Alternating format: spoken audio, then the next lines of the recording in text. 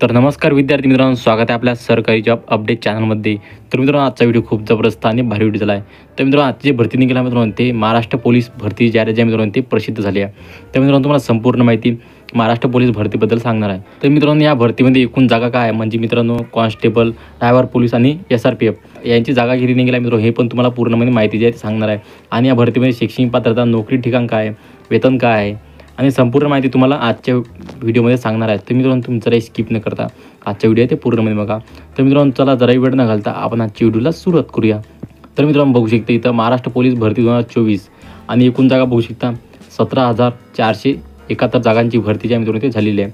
आणि police constable बघू शकता 14,956 पदांची भरती आहे मित्रांनो ती झालेली आहे कॉन्स्टेबलसाठी। ड्रायव्हर पोलीस कॉन्स्टेबलसाठी बघू शकता 2,174 पदांची ड्रायव्हर कॉन्स्टेबल पदांसाठी भरती जी आहे ती झालेली आहे। आणि SRPF बघू शकता, SRPF पोलीस भरतीमध्ये बघू शकता 1,204 पदांची भरती जी आहे ती झालेली आहे। आणि शैक्षणिक पात्रता बघू शकता 12वी उत्तीर्ण पाहिजे मित्रांनो, तेव्हाच तुम्ही हे जे पहा मित्रांनो ते भरू शकता। आणि नोकरी ठिकाण बघू शकता महाराष्ट्र, जिल्ह्यानुसार पदे, जिल्ह्यानुसार तुम्ही हे जे पहा मित्रांनो ते भरू शकता।